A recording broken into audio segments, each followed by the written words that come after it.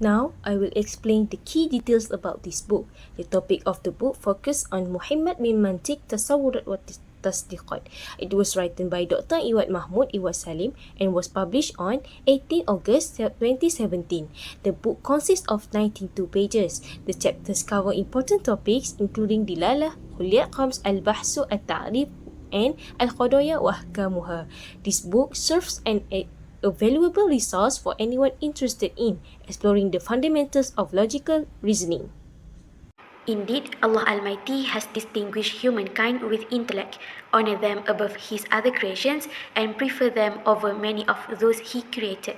He granted them the tools for contemplation and reflection by providing them with hearing, sight, and hearts, and commanded them to observe themselves and the horizons. He endowed their minds with innate, essential principles that form the foundation for theoretical knowledge requiring reasoning. Logic, as a set of rational principles that Allah placed in the human mind and ingrained within their nature, is inseparable from human existence. It serves as the defining characteristic and the criterion that differentiates human from other mute creatures. Next, we move our presentation with the first topic, Dilalah. First, the concept of signification. In language, signification refers to guidance, and something is called a guide because it serves as a director or leader.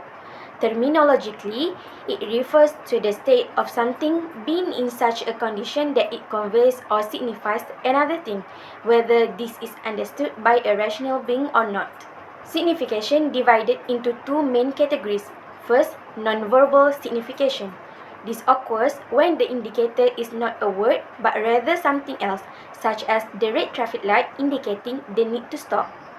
Second, verbal signification. This occurs when a word is in a condition that necessitates understanding something else through it, such as the word human signifying a rational animal.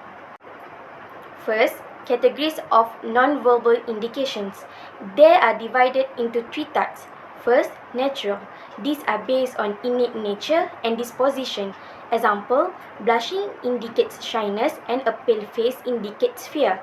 Second, rational. These are based on logical reasoning.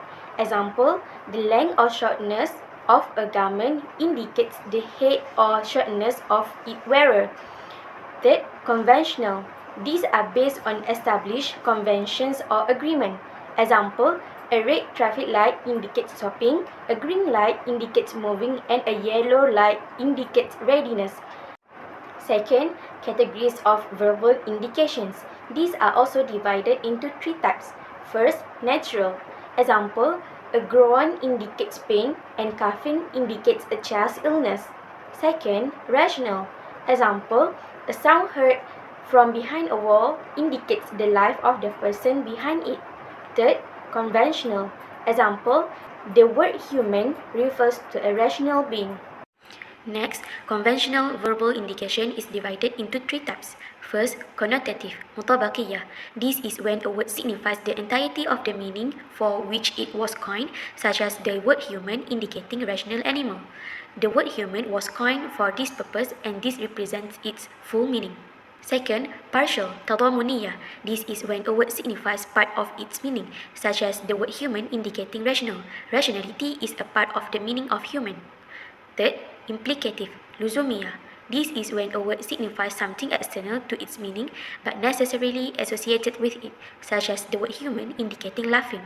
Laughter is external to the essence of human but is a necessary quality of it. Now, we move on to Huliat Khams. Huliat Khams are general terms used in definitions and logical propositions. These terms are important in conceptual thinking and are framed using the questions what and which in logic. Huliat Khams cover all aspects of conceptualization. This a broad category that includes many individuals, like animal in relation to human. False, a specific characteristic that distinguishes one thing from others, like rationality for humans. Now, a more specific category or type like human as noun. Khossah, a specific feature or attribute that is inherent in a thing like the laughing ability in humans. Al-am, a common characteristic shared by several things like laughter in relation to humans. The definitions of genes. Genes is a universal concept that applies to many different individuals, answering the question, what is it? Genes is a general category that encompasses multiple specific entities that share common characteristics. Genes is divided into three types. First, gene Ali, genes that has no broader category above it, such as GSIM. Genes mutawassit, genes that have both a broader category above it and more specific categories below it, such as animal. Genes are genes that include specific kinds or noun below it, such as human, horse, and lion. Definitions of noun. Noun is a universal concept that applies to a group of individuals who are similar in their reality. Answering the question, what is it? It refers to a more specific category compared to a genes, distinguishing one type of being from other based on shared characteristics. For example, noun human applies to individuals like Ahmad and Muhammad. Types of noun. First, noun Ali, genes that has no category above it except the genes such as GSIM. Noun mutawassit, noun that have genes above it and genes below it such as animal. Noun safil, noun has genes above it and individuals below it such as human.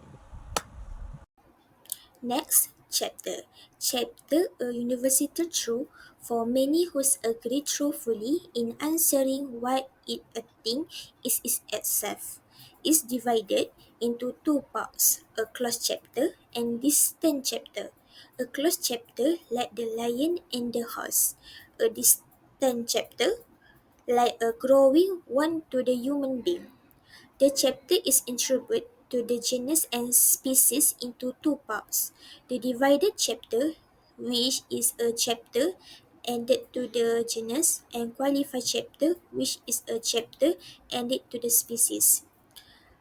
Next, special. Special is the universal outside the essence, which is say of individuals in reality, one by accident, divided into two parts, nursery special and disparate special.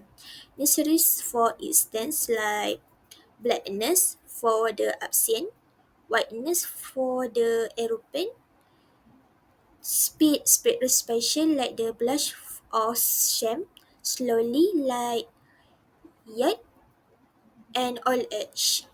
Last, general proposition. General proposition is a universal that is said of different individuals of fact as a proposition. Is it divided into two parts, a necessary proposition and a separate proposition. Necessary, just as walking in potential for a animal, the possibility of walking. Separate, just as walking in action for an animal, being be actually walking. Definition. First, the concept of definition. The definition is what is stated about something to provide an understanding of it or to distinguish it from other things. Second, types of definition. Definition is divided into two main types. First, verbal definition, and second, real definition. Firstly, verbal definition. It is the explanation of a term using another term that is clear to the listener, such as defining kali, a term for paper, as kitab, book, or gadanfar, a poetic term for lion, as asadun. This type of definition is also called a lexical definition. Secondly, real definition. It is what is stated about something to provide an understanding of it or to distinguish it from everything else. Its concept has been previously defined. Real definition is divided into two types, essential definition and definition by description. The essential definition further categorized into two types, complete definition and incomplete definition.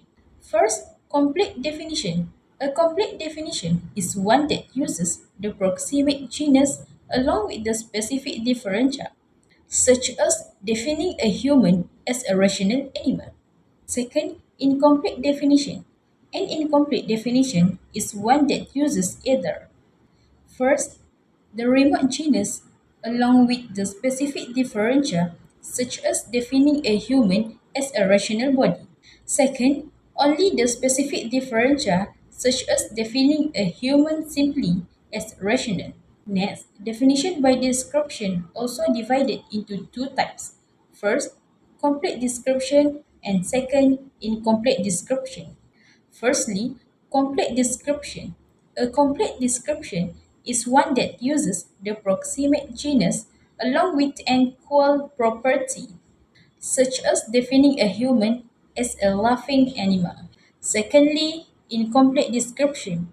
An incomplete description is one that uses either first, the remote genus along with a property, such as defining a human as a laughing body. Second, only the property itself, such as defining a human simply as laughing. Cases and their judgments. A case is a statement that can be true or false by itself. The explanation of the definition is that genus in the definition includes all statements, whether they are simple or complex, expressed verbally or thought of. A conditional statement is one in which a connection or separation between its two parts is judged, or their negation, such as if you mention Muhammad, he succeeded in the exam. A categorical statement is one in which something is affirmed or denied of something else, such as Muhammad is standing. The conditional proposition is divided into two parts, the connected conditional proposition and the separate conditional proposition. A connected conditional proposition is one in which a connection or its negation is stated between its two parts, such as the premise, if you study, you will succeed. The following is what should have been delayed but is mentioned earlier, such as if you study, you will succeed. As a degree student in Aqidah and Religion Studies, we find Mantiq to be one of the most essential subjects related to our course. Mantiq is about the knowledge of logic that concern with the principles of correct reasoning and argumentation. It helps individuals discern truth from falsehood by applying systematic and rational methods of thinking. Through this book, we have gained insight into what is signification, the meaning of necessity, and so on. Additionally, discussion with my group members have helped me learn about kulliyatul khams in different contexts. Based on this knowledge, I believe this book has provided valuable information about what is logic and the discussion about logic and how to apply rational methods of thinking. In conclusion, the book The Importance of Logic, Conceptualism and Assurance emphasizes the importance of logic in helping people think systematically and reach the truth. Knowledge of logic is built on two main foundations, namely conception and essence. The relationship between the two is very important because conception provide the clear basic for understanding, while accent reinforces it with evidence and logic. This book also emphasizes the benefits of logic in life, such as helping to make the right decision, avoiding error in thinking, and promoting critical thinking. In the context of Islam, logic is closely related to understanding the text of the Quran and Hadith, and scholars use it to defend the argument for faith.